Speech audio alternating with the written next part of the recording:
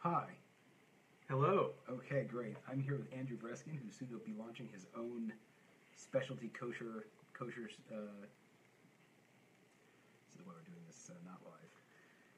Andrew, tell us about yourself a little The bit. thing with live is you just got to go with That's what I'm talking about. Gotta go with it. We're experimenting with the idea of a kosher wine podcast, the likes of which has never been seen. Yeah. And so we're testing out some equipment tonight. We have the laptop over here, which you can't see. We have this very fancy microphone, and we have some Jacob Pro. airplane headphones over here. That's right. So I can't hear anything except for when I speak it. But it's probably pretty great, and I'm excited to hear about the sound quality. Kind of want to use these all day. Yep. So tell me a little bit about your experience with kosher wine. Well, we don't have that kind of time, but what I do want to talk about is this weekend is Purim. We have a tradition. Now let's slow down a little bit. When it comes to Purim and the drinking of the wine, what do you drink? And I know we had a little bit of an experience last time where I might have drank some of your very fancy wine when I was a little bit too inebriated. So at what point do you put away the nice stuff? Do you ever have the nice stuff out? Does that just depend on who's there? Like if I'm there, the wine's not there. Yeah. Okay. So a little bit of context I think might be helpful. You know what? If anyone's still enjoying this stuff, which 3 people are watching, we only know a few of them.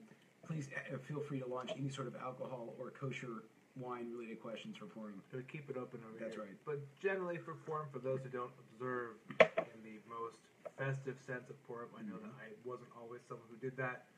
It was my loss. But what we do is you're supposed to have one fixed meal of extended eating and drinking. We do 3.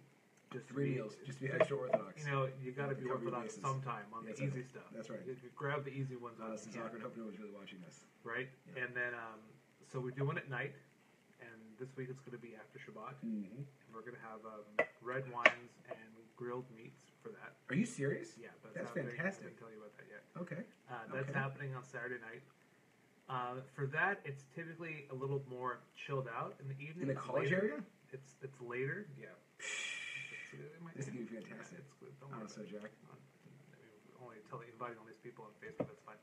So, it's a little more relaxed. We're going to have red wines in a context where we can still appreciate them, even though we're going to have, a good amount, but still, the setting is going to be conducive to enjoying and appreciating fine wine. The next day, after the morning services, we're going to have the annual champagne brunch featuring Eggs Benedict. This year, we're adding a dessert component. Really? With Cakes and coffee, that's going to be delicious. etc. I'm so excited. I actually I turned down the what did she want to do? What? Bloody Mary bar. Oh, God, no. No. Not Gotta too keep soon. the ladies Too soon. on the straight and narrow. Yeah. So for there, we're gonna have about maybe 6, 7 different kinds of sparkling wine and champagne, including some of the ones that we import from France, from specialty family wineries over there. How many of those? So, what are the? I don't want to be Jewish or rude, but like, what are the price points of these sparkling beverages that you're going to be having? Like, how do you calculate when you serve it, and are they just straight? It's kind of like flavored. In the beginning, you want to focus on the better ones, and then as the afternoon progresses, and you can move on to things that maybe you're not so interested in the quality. Yeah. But we start in the $40 to $60 range. Okay. Per bottle, and then are you serious? And then That's it kind of wonderful. goes north from there. Goes south. South from there. South in a big way. Okay. So, and then in the afternoon, sometimes you get the hard alcohol comes out. But then you got to pace yourself because we have, you don't mind if I put my arm here, do you? It's okay. Then we have the afternoon meal. Yeah. And at that point, basically, everyone's wined and dined out. So try to take it easy at that point. But the champagne pairing with the breakfast foods is a fantastic, a classic combination. The sparkling wine really goes well with the egg flavors and the, Do you make most of this up when you're? No, champagne. I mean, I make a lot of it up. Yeah. But champagne. How many of how many other people are making it up also? Just You've been technically. I mean, my mason jar over here. that's fine. You've been classically trained, clearly. Thank you. I mean, a lot of it is. Everyone has the same fundamentals, perhaps, but then when you start getting to the creative area of pairing wine and food, either you have the experience and you are recalling your experience with pairing, or you're just making it up. So how do they train you to pair foods, or you're just your own personal experience? Well, there's maybe like a fixed set of All fundamentals. red wines go with X. Let's assume there's a fixed set of fundamentals, and then from there, it's been popular to do rule breaking and that kind of stuff. What? Rule breaking. Rule breaking. Rule breaking. Yeah, I don't know. Okay. Yeah. I heard something else. So from there, for example, people always say, you don't pair red wines with fish. Mm-hmm. Okay, but we have a fish and it's called salmon, or we have fish and it's called tuna. It's like really eating a piece of meat. So you can pair, and it's very fatty. You can pair certain red wines with that.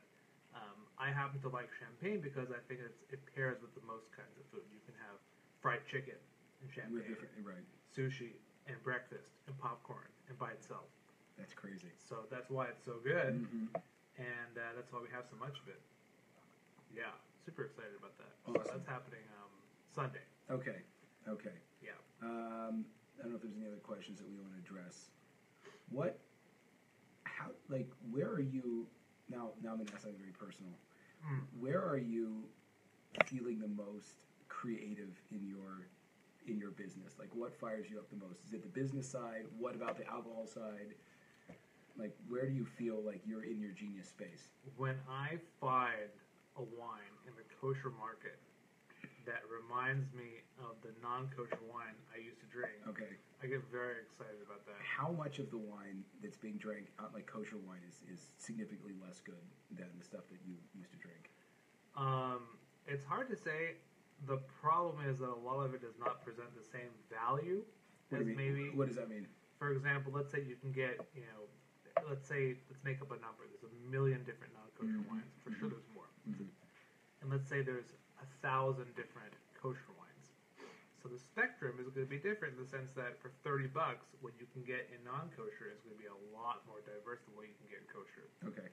And the $10 non-kosher wine It's going to be maybe equivalent quality of like a $20 or $30 kosher wine. And it tastes about the same? It's very hard to kind of get that same value. So a lot of the kosher wine, if you're just drinking it blind, you didn't know better, it's really good. Mm-hmm. But once you find out, like, wow, that was like $35, like I can't drink that every day, stuff like that. That's the biggest issue. But it's only like once or twice a year where I find something that I think is like, wow, this really brings me back. And what regions are those from usually, or is it not? I concentrate on France, but sometimes we get those from domestic producers. So you import your own brand. Yeah. And is that the reason why you like that brand is because it tastes the most similar to non-kosher wine? I only import things that I would personally drink. Yeah. And then from there, I only drink them because they're good. Gotcha. Yeah. Cool. That's basically what it comes down to. Okay. We've actually turned away a lot more people than we've brought on. I don't know what you're talking about. In terms of people who call me and say, can you taste this and import it if you have a market for it, and taste it, and like, I don't know. And it tastes terrible. Don't think this is really going to work. Mm-hmm. So that's happened quite often. And so the majority of wine is significantly less good, you would say, than the non-kosher stuff. The majority of the wine does not present the same value that you can get. Yeah, I don't want to say the majority is bad because listen, we're drinking it; it's not bad. Right. But it's just like you have to decide if you're going to spend $30 of your hard-earned money on a wine that maybe tastes like it should be 10, but it's still good. So was that, and as you became more observant, was that a decision you knew you were going to have to make? That you were going to be just drinking worse stuff for the rest of your life? I didn't really think about it. I remember, or is that something that you're subsequently regretting? I remember. You jumped in my podcast about supporting people that have become religious. I remember when I sold off my non-kosher wine collection. Before. You went into heaven just for that. You get all the credit just going for that one. I think that I've since undone that. But, okay. But I remember when I finally sold that off, and I was like, oh man, let's just see what happens. And then when I went to Israel, I just tried to taste as much as I could. Yeah. And there were definitely some good products there, some good bottles, and it was really interesting. Have those bottles gotten to America yet? Yeah. Okay. Yeah. And they've all tripled in price since then. This is ancient history, right? Okay. But it was great.